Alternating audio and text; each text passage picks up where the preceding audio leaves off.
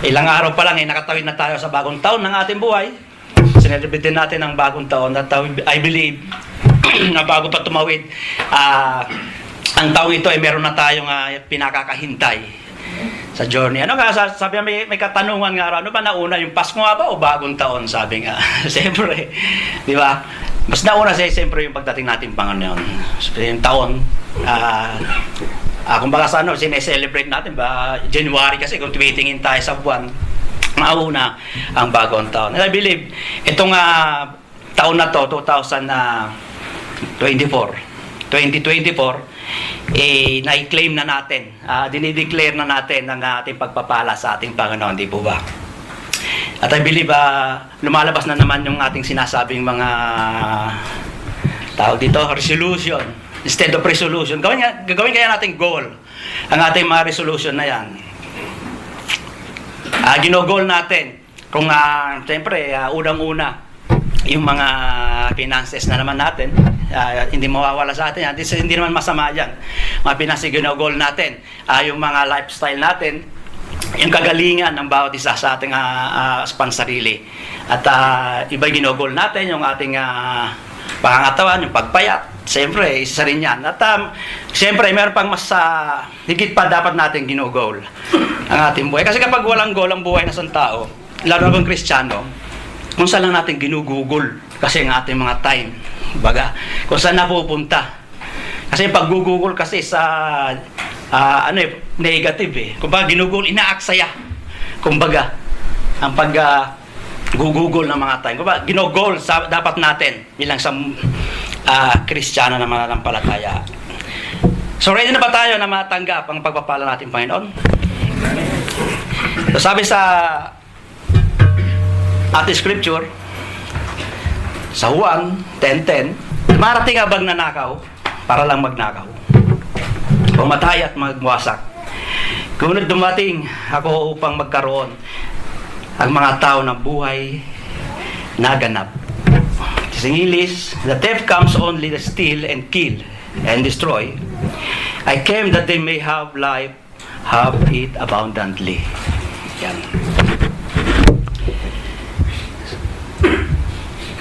Okay, title po natin, ganap na buhay ng Kristiyano. So kung isipin natin, ang ating mundo, sabi nga, ang ating mundo ginagalawan sa ngayon, punong-puno ng mga unhappy, dissatisfied people, emptiness, loneliness, at hindi nawawala sa isang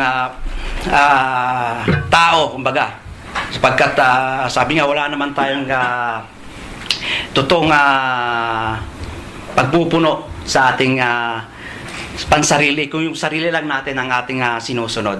At yan, isa sa mga kadahilanan, yung mga reason na yan, ang mga tao sa buong mundo ay naghahanap ng mga sagot sa kanilang emptiness, sa kanilang inside feeling. They will try anything. Sabi niya, kung maaari ba itong magdulot. Sinusubukan nila kung ito ba yung mga bagay na to ang nakapagdudulot ng kasiyahan at kaligayahan para maibsan ang kanilang ating mga hinahanap.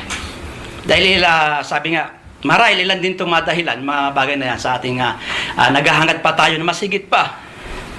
Kaya yung mga iba dumidepende sa mga makamundong gawain, dumidepende sa mga paggamit ng drugs, alcohol abuse, sa nagkakaroon ng emotional distress, psychological disorder. Marami pang iba na dumidepende sa mga bagay na nakakala natin na ito na ba talaga ang magpupuno sa kanilang buhay. There's an answer, sabi to the eternal question. Hindi mauubos ang katanungan na yan. But Jesus state nga sa ating binasa sa scripture, ang purpose niya, why He came to the world. He said, sabi, dumating ang magnanakaw para lang magnakaw, pumatay at magwasak. Ngunit dumating ako upang magkaroon ng buhay na tao nagganap. Bago natin talakayin ang masaganang buhay ng isang Kristiyano, nais din ng Panginoon Nais ng Panginoon para sa kanyang mga tagasunod, bago natin banggitin yan, mga bagay na yan. Nabanggit din ni Jesus ang uri ng buhay na hatid ng kaaway. Sinabi niya, ang magnanakaw ay dumating para magnakaw, pumatay at magwasak. Kapag narinig natin kagad, sabi na magnanakaw, bigla-bigla pumapasok sa ating kagad, si ano to, Satan to. Di po ba? Pag narinig natin salita, automatic si Satan kagad nasa isip natin.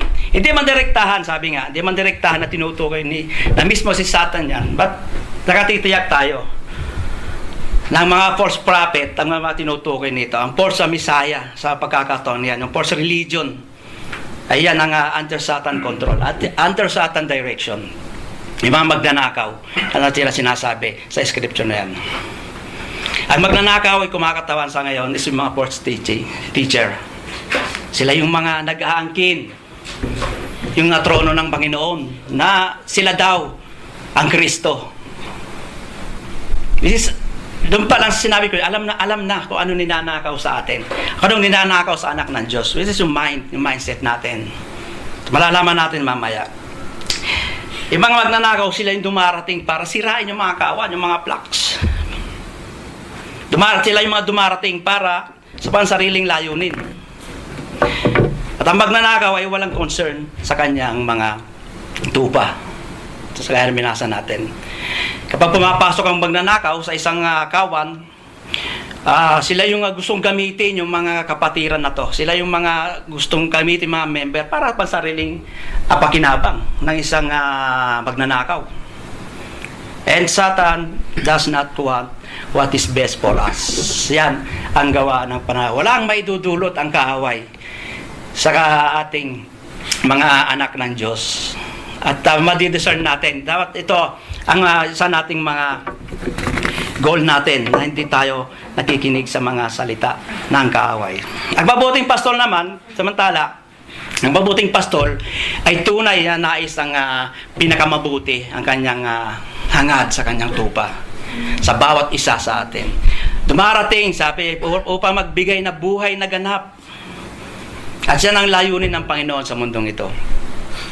Ang mabuting pastol handang ialay ang kanyang buhay sa kanyang mga tupa.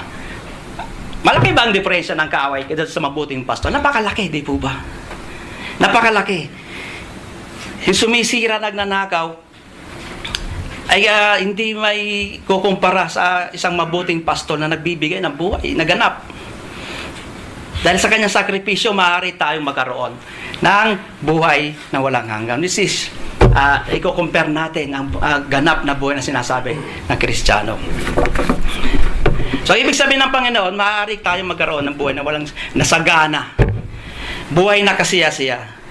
Sabi, ang words about the dictionary, define, it is a completeness. Complete. Perfect. Being the highest, sabi. Greatest degree. The maximum. Full, sabi. Not lacking. Kaya ilalapat natin sa buhay ng isang Kristiyano, ang pagiging full ay nangangahulugan ng isang buhay na complete na hindi nagkukulang anumang mga buhay na aspeto. Kasi ganap. But the good news, sabi, hindi lamang naparito si Jesus para iligtas tayo. Meron tayong dapat gawin. Hindi lang tayo, hindi lang ng Panginoon nais na kanyang mga anak ay mamuhay ng sagana. Liligtas na tayo, then mamuhay tayo ng sagana. Di ba doon pa lang sa pagliligtas sa atin, kasi napakabuti na. Then natitigil lang ba doon, Panginoon? Hindi. Bibigyan pa tayo ng buhay na masagana para po sa kanyang kapurihan. Hindi kasaganaan na magagamit natin sa ating pansarili. Yung happiness, peace, sabi, binibigay ng Panginoon yan. Ating buhay, yung life with love, joy, peace, and patience, kindness, faithfulness, compassion, humility, enthusiasm, confidence. Kulang pa ba yun? Meron pa, honesty, sabi. And genuine relationship with God. Doon pa lang. Sa tinatamasan natin yun, doon pa lang sa sinabi natin. Kung kiklaim natin yun, pwede na tayong umuwi ngayon, mamaya. Complete na tayo nun. Kaya alam na natin kung ano ninanakaw ng Panginoon. Ito ay ninanakaw ng kaaway. Ito yung lahat ng binanggit natin. Hindi ang cellphone, hindi ang wealth niya. Nag-o-offer nga ang kaaway ng wealth. Hindi iyan ang ninanakaw ng kaaway. Ito yung peace sa ating isipan, yung love. patient sa bawat isa. Kapag ninakaw ng kaaway, ang peace sa ating kaisipan, wala na. Hindi na makukumpleto ang abundance life na ating buhay. Kasi kasakop yan. Hindi pwedeng maghiwala yung peace, love, and joy. Ano ba ang peace na sinasabi natin? Yung bang dumaranas na tayo ng kaluwagan sa buhay, yung bang 10 na yung sasakyan natin, 5 yung bahay natin. Andun na pa yung peace sa ating buhay. Yung gumaling na ako, pinagaling mo na ako, Lord, peaceful na ang buhay ko. Yung bang nasa isang lugar ka na peaceful, na ikaw lang nag-iisa, yung ba ang peace na sinasabi natin? Ang binibigay ng Panginoon? No. More than that. Pansarili pa lang natin yon. About kung may kaaway ka, okay na nga, may kaaway pa. Nasasabi ba andun yung peace sa ating buhay? Hindi. Yung nakikita mong umaangat ang ating kapatid, then bitter ka, walang peace doon. Dapat andun yung love, kasi hindi naghihiwalay love. Tsaka yung joy. Dapat nagagalak tayo na mayroong umaangat sa ating mga kapatiran. Kasi kung peace lang na sarili natin, hindi pa natin naaabot ang abundance life, ang abundance na binibigay sa ating buhay. Sa peace pa lang ang pinag-uusapan natin. Dapat sa nakikita natin sa mga kapatiran, para tayo maging peaceful talaga, wala na tayong bitterness sa ating kapatid. Sa mga umaangat, nakikita natin na tumatayo dito, wow, nakukuha ba natin pumalakpak? Sa mga nagpapatotoo dito, baka naman bitter pa rin tayo, siguro, sa una lang yan. Nasaan yung peace sa ating isipan kung ganon ang ating buhay? Di po ba? Kaya yan, nabanggit natin, yan ang ninanakaw ng kaaway. Hindi yung mga bagay na nandito sa mundo. Kaya dapat alam natin kung ano yung mga boses na ating naririnig. Abundant life, hindi nabibili ng pera, sabi.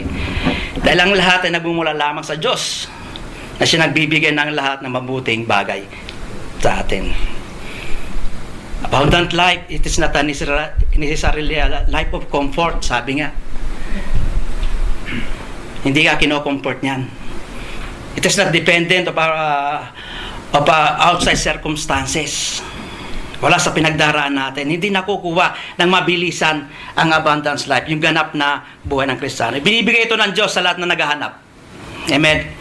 Sabi nga kasi, humingi tayo bibigyan. Humarap tayo at tayo makakasumpong. Kumatok tayo at tayo mapagbubuksan. Sapagkat ang humihingi ay tumatanggap. Ang umahanap ay makakasumpong at ang kumakatok ay pagbubuksan. So ano nga ba ang dapat natin ikatok at dapat natin hingin sa ating Panginoon upang matamasa natin ang binibigay ng ating Panginoon na to?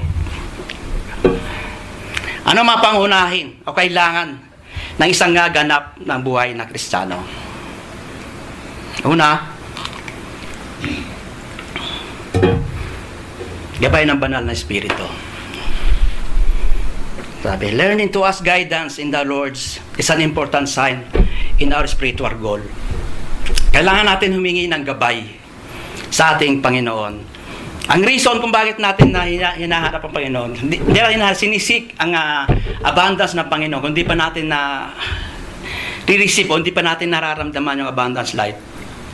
Tayo nalalalangin, siyempre tayo nagbabasa ng salita ng Diyos. Dahil one day, hinahangad natin o nag-go-goal tayo na mapunta tayo sa isang lugar na kung saan dapat tayo dalhin ng ating Panginoon. Na yung masosolo tayo ng ating Panginoon. Hindi tayo nahihirapang makilala ang boss ng Panginoon. At least, siyempre, yung personal relationship sa ating Panginoon. Sinisik natin yan. Para ba marinig natin ng Panginoon, wala tayong duda na siya nagsasalita. Hindi tayo magdududa. Hindi ka malilito kung sino yung kaninong boses na naririnig natin. Hindi yung mga boses ng kapitbahay. Hindi yung mga boses ng mga marites. Kasi mas pinapakinggan pa natin yung mga bulong ng kaaway kasi yung boses ng Panginoon na ang lakas-lakas naman kasi kaya hindi natin marinig kahit ganun kalakas, hindi natin pinapakinggan o nabibingi-bingihan tayo kasi nga hindi nakaayon doon ang boses na gusto nating marinig kasi nakadepende pa rin tayo sa atin sa ating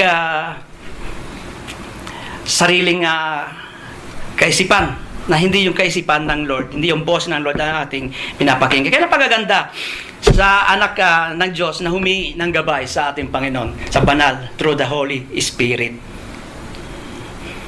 Na pwede natin matanong, Lord, saan pa ako pupunta? Sa church o ba? O sa gawain? Lagi natin nagagawang biro at tuwing every sahod. Every sahod, saan ba ako pupunta? Mag-shopping ba ako sa church? Lalo na pag natapat ng Friday. Just nagiging biro lang naman. Then, nakakatotoo din kasi. Na mas importante pa na yung gabay, eto sahod na, hindi natin alam kung saan natin dadalhin yung ano natin eh.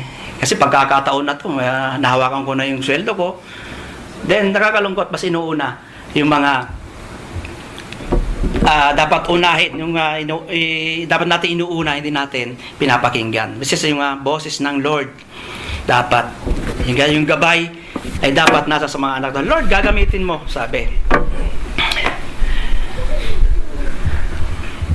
Saan ko gagamitin ang blessing na to? Mga pagpapala na to? Maraming blessing binibigay sa atin ng Panginoon. Lord, sino ba dapat kong pakasalan? Diba? Humingi tayo ng gabay dyan. Gabayan mo ako, Lord, kung ano ang next chapter ng buhay ko. O nga ba magiging next level in this year? Kasi nga kapag lumalakad tayo, na walang gabay ang ating Panginoon, kung pa sa sarili natin, papasok naman natin yung pansariling free will natin.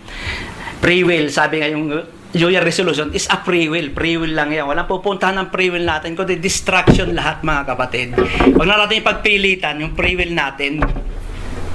Pansamantala lang yan. In the end, yung pala ang ating uhulog sa bangin. Kaya humingi ng gabay sa banal ng Espiritu. Siya ang mabuting pastol, sabi nga. Lahat ng binigay ko ay nasa inyo na. Ito na lang ang dapat yung tanggapin. Guide me, Lord. Meron tayong kakayahang manalangin. Siyempre, anak tayo ng Diyos ang pinausapan. Di sa believer, lahat tayo believer. Tupa nga tayo, tupa. Na tinuturing dyan sa Scripture. As guidance to the Lord. Na hindi tayo mananatili sa ating sariling kaisipan. Sa sariling kakayahan. So, pangalawa, na pangunahing kailangan ng buhay na ganap na Kristiyano, oras sa Panginoon. Sabi sa verse 11, ako ang mabuting pastol, at ang isang mabuting pastol ay handang mag-alay ng kanyang buhay para sa kanyang mga tupa. Buhay ang inalay ng Panginoon. Then oras pa lang hinihingi pa sa atin, pastor, wala tayo. Hindi natin maibigay. Habang takalakayan ang oras yung sinasabi dyan. Ang isang buhay ng Panginoon sa paglilingkod, nakikita naman natin sa kung babasa ng Bible, puro paglilingkod ang ginagawa ng Panginoon. Ang isang sa akin lang, yung paghuhugas niya sa paa ng kanyang mga disipulo. Diba? Isa nga sa atin, paa pa lang ng ating kapatiran, ayaw nating hawakan. Then the Lord, nagawa niya yon. Dahil paglilingkod, binigyan ng oras ng Panginoon ang kanyang mga disipulo. Inugasan niya ang kanyang paa. Sa kabila ng lahat ng kanyang ginawa, pinagkaluno pa siya. Iniwan, tinatwa. Even though alam niya ang mangyayari. Pero nagawa pa rin ng Panginoon ang paglingkuran mga bagay na to. Naigawain tayo naman dapat mga Kristiyano na pinag-alayan ng buhay ng ating Panginoon. Kung ano man yung may babalik natin, this oras,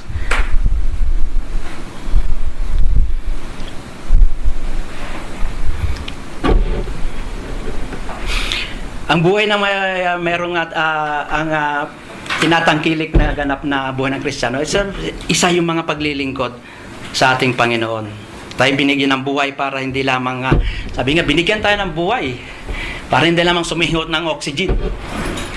Yun lang ba? Yun ba yung buhay na ating tinanggap sa ating Panginoon?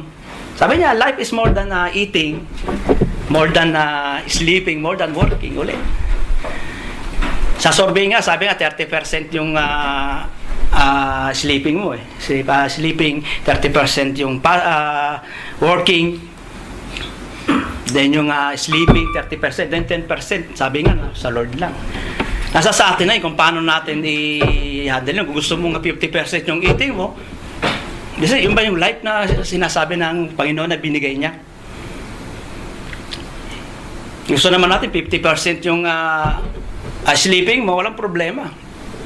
Ito, in general, 30% ang ating pagtulog. Blessing ng Panginoon. Di ba? Pero more than that ang sinasabi ng ating Panginoon. Hindi pa lang doon natatapos ang abundant life ng isang Christian. Yan ang oras, ang ating maglaan ng oras para sa ating Panginoon. Kung saan, hindi natin kung saan ginugugol. Kung walang goal, sabi nga, wala tayong patutunguhan sa ating buong taon na to. Sabi nga, magpapasko na naman. Darating na naman Pasko, saglit lang ilang tulog na lang yan. Then, hindi pa natin naisip, Pasko na naman, ito na naman pa rin ako, ganun pa rin. Wala naman, nagbago na naman, magbabagong taon na naman, papasko. Maraming Kristiyanong, sabi nga maraming Kristiyanong full, hindi sa nakaraang buwan, pero hindi fulfilled. Maraming full, pero hindi productive. Kasi bakit? Kasi walang oras sa Panginoon.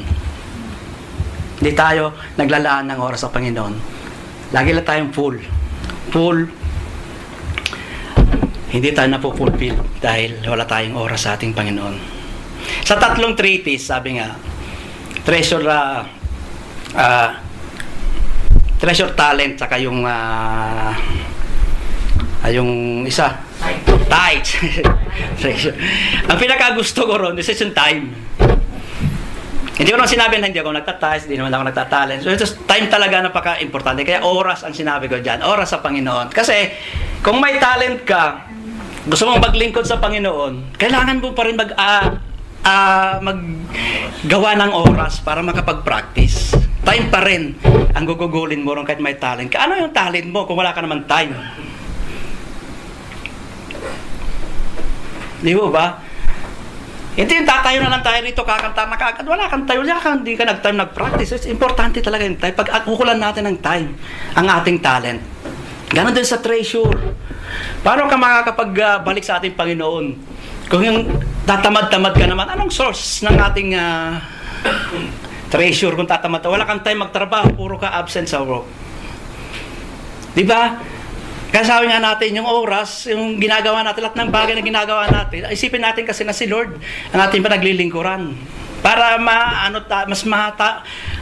ganahan tayo na sa ating mga trabaho, Lord, para sa ito. Lord, para sa ito. Ito ang oras ko. Di po ba? Kaya napakahalaga na maglaan ng oras sa ating Panginoon. Dahil lahat ng bagay ay oras ang ibinigay sa ating Panginoon. Di po ba?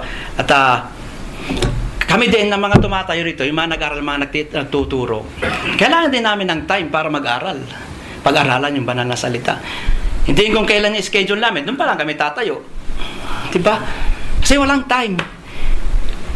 Full lang kaisipan natin, hindi naman natin ihahayag yung banal na salita kasi yung oras hindi natin binibigyan. Kumbaga sa yung ura-urada na lang. Kaya hindi tayo nagiging fulfilled. Hindi tayo nagiging productive. Hindi naman sasabihin natin kulang ang time. Maglaan ng oras para sa ating Panginoon. Kaya nga totoong Kristiyano ay kailangan sa isang abundant life ang isang pagkakataon na yan. Gabay, Banal Espiritu sa magkaroon ng oras. Sabi hindi nga lahat ng hindi lahat ng Kristiyano ay tumatama sa masaganang buhay. Dapat kasi ang Diyos nga hindi nabigo na nagbigay ng masaganang buhay sa Kristiyano. Tayo ang nabibigo kasi hindi natin tinatanggap. Hindi natin tinatanggap ang binibigay ng ating Panginoon na masaganang buhay. Kasi kulang tayo sa ganyang mga gawain. Pangatlo,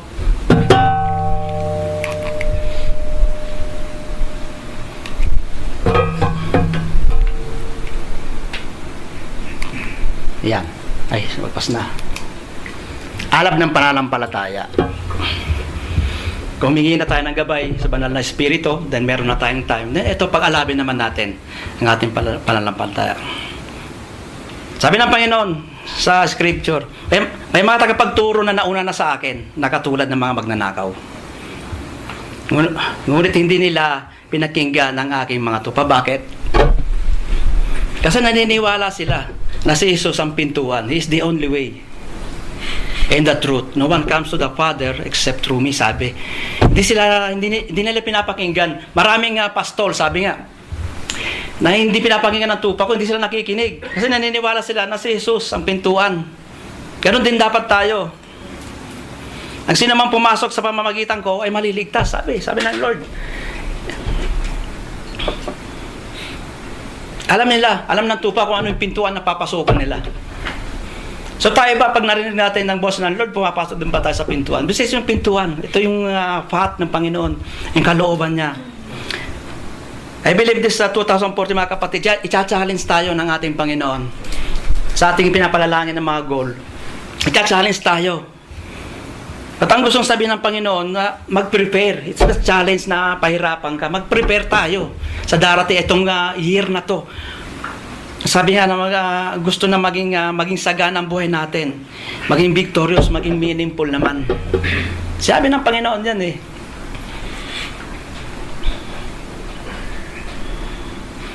Kaya pag ningasin, pag alabin natin ang pananampalataya sa ating Panginoon na yan.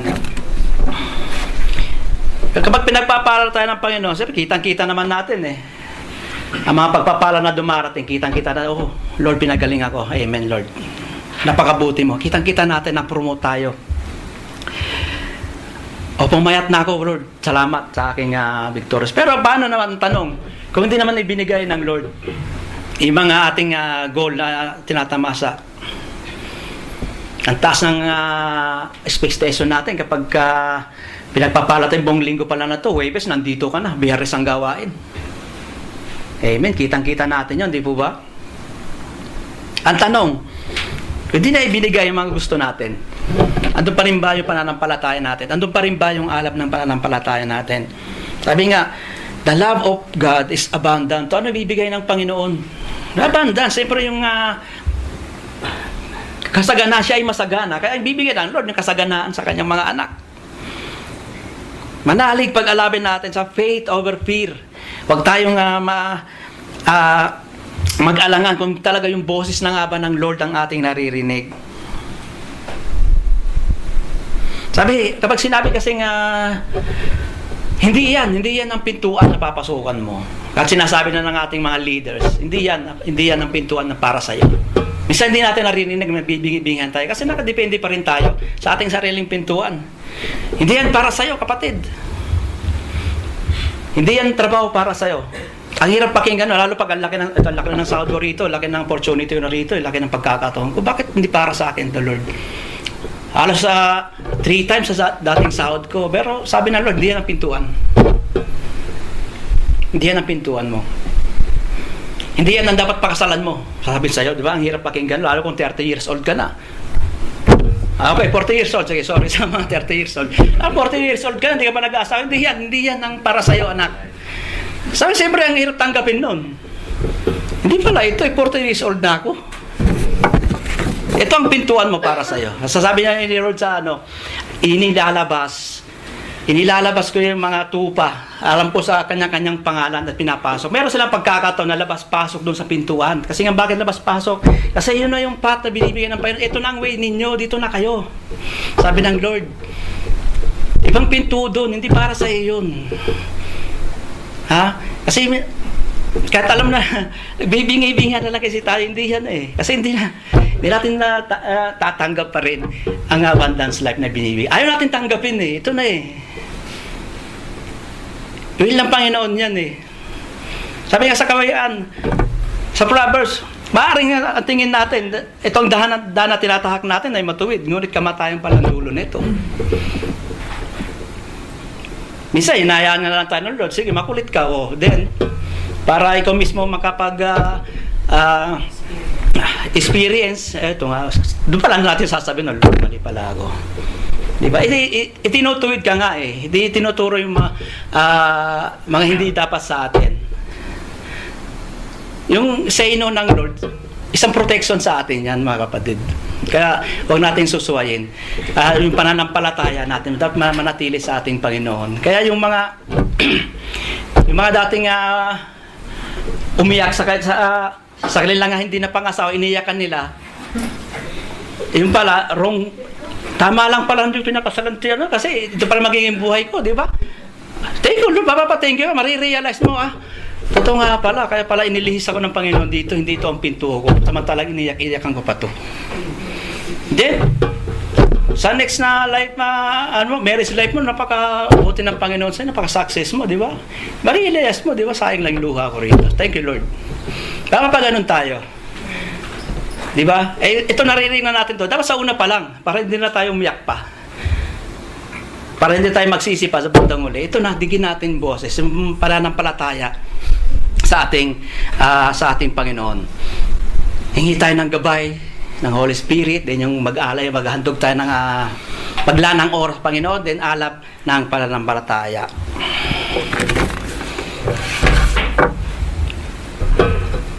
Pangapat, lumakad ng naayon sa kalooban ng Panginoon. Then magkakasama na yan. Nakahingi ka na ng gabay. May oras na tayo sa ating Panginoon. Then andun na yung faith mo, naghalap na, nagniningas na. Then lumakad naman tayo. Sabi ng Panginoon, di lang nakikinig ang tupa ko. Kilala ko yung tao, mga tupa ko na yan. Sabi. Sabi ang tupa pala, nakikinig sa boss ng Panginoon, hindi lang basta nakikinig, kundi sumusunod sa instruction ng kalooban ng Panginoon. Sabi sa isang field nga, sa isang pastolan, na-experience ko rin mag-alaga ng kambing, hindi to pa, kambing na lang kasi wala naman tupa sa bihira. Nung high school pa ako noon, parang kailan lang yun. Pagka yung pinaggapasan na ng field, siyempre libre na ron open na yung magpastol karon tupa. Marami kami na nagpapastol. So paano malalaman sa dami ng mga alaga doon, mga kambing din, paano malalaman kung saan yung tupa mo? Dapat mong, lalo na pag-aalis ka na, siyempre dumidilim na aalis ka na nun Dapat na isang shepherd, isang pastol, dapat magsalita. Bisa kasi may tawag dyan sa kambing mo, may gano'n ka lang, ititingin yung tupa mo Di ba? Ngayon kapag nakita tumigo yung tupa, hindi yun ng amo niya, hindi sasama ron. Hindi sasama. Nasubukan ng alaga niya. Kaya dapat magsalita ang shepherd. Tawagin niya ang kanyang tupa. Lalo na kapag yun. Dapat natin magsalita. Lalo kung alis ka, hindi mo basta iwanan ang iyong tupa. Kasi ihahapon mo na yun Ihahapon mo na yun. My point is, ganon din dapat tayo na kapag nagsalita ang ating Lord, na lumilingon man lang tayo, nagre-response. Alam mo ng tinig Sabi, alam ng tinig. Alam na matupa ko ang tinig ko. At sumusunod yan. Kilala natin. Sabi nga, kilala natin ang boss ng Panginoon. Alam natin. Hindi lang basta, sabi nga yung alingaw na boses na pinapakinggan natin na doon pumasok rito, lumabas sa kabila. Hindi lang basta yung matatamis na boses ang ating naririnig. Hindi lang yung basta na masarap sa tenga. Hindi lang basta yung maginhawa na pakinggan. Kundi ito talaga ang tinig, boses ng Panginoon na sinasabi sa atin. Kung ano yung gusto ipagawa sa atin ng Panginoon, yung tinig niya, yung instruction niya, yung boses niya. Hindi lang basta nakikinig, pero din na sasabihin ba lumakad, paglalakad sa buhay Kristiyano. Masasabi ba natin, Lord, sige, papunta na ako kung saan mo ako gustong gawin. Lord, gagawin ko ang nais mong gawin. Gawin ko para manatili ako hanggang sa gusto mong manatili. Hindi ang kalooban ko, kundi ang kalooban mo ang masusunod. Nasasabi ba natin yun? Iba kasi nakikinig lang. Pero hindi naman tayo lumalakad. Kaya sabi ko, full ka naman sa pakikinig, full naman tayo sa ating nalalaman. Then, para maging fulfilled, ilakad natin kung ano yung napapakinggan natin. Lumakad tayo na ayon sa kalooban ng Panginoon. Kaya masagaan ang buhay ng Kristiyano, sabi dapat may goal. Yan ang magiging goal natin sa ating mga buhay. Kung alam ko, yung mga goal natin, wala pong masama dyan. Pero ito ang isang pinaka-the best nating goal sa bilang anak ng Kristiyano para matamasa natin ang magiging abundance life.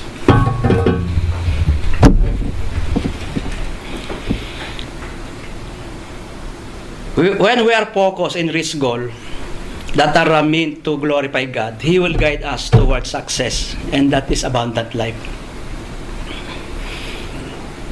Abundant life, hindi ka pagkukulangin. Sabi nga ni David, the Lord is my shepherd, I shall not want. Naging goal din ba natin yon na si Lord ang ating shepherd? Bibigay na nga siya ng buhay na iaalay niya ang kanyang buhay para sa kanyang mga tupa. Then tayo naman, baliwala lang. Dapat ginogol din natin yan na si Lord ang ating shepherd. Hindi na tayo magkukulang pa, hindi na tayo maghahanap pa. Abundance life is sa Diyos lang natin matatagpuan. Hindi tayo ng gabay.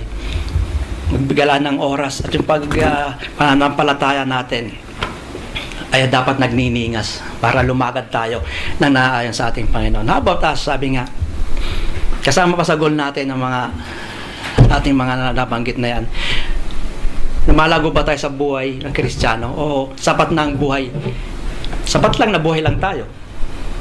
Na huminga, kawain, matulog. Are we making a heavenly value? Sabi nga nung second to the last na ni Pastor, first to ponder ba yun? Kung sa mga magpe-pray naman tayo itong mga nakaraan years, ang ipagpe-pray naman natin itong taon na to, may heavenly value. Sabi nga, okay lang yung mga na yan, things na mabagay. Para may iba naman, total bagong taon naman, yung heavenly value ang ating pinagpe-pray. Para makamtan natin ang totoong masaganang buhay. Sinusulong ba natin ang kanyang kaharian o buwagawa tayo ng sarili nating kingdom? Dapat sa isang tupa natili tayo sulong ang kanyang kaharian. Again, life hindi lang natatapos.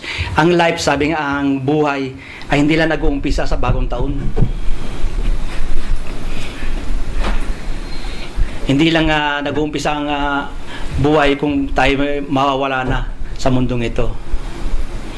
Then dapat nandun din ang ating pagsukli sa kabutihan ng ating Panginoon bilang isang pastor ng kanyang mga tupa. Alam natin ang kanyang daan, alam natin kung saan tayo tinutungo. So, challenge na lang. If you save, I invite you to take those prerequisites to draw closer to our Savior. If you will, then you will live the abundant life. Kung totoong tinanggap na natin ang ating Panginoon, which is magmamanifest, nasa atin na. Congratulations sa mga bawat lahat na tinatamasa na o ini-enjoy na natin ang abundant life na binigay ng ating Panginoon. It is belief na naitili tayo.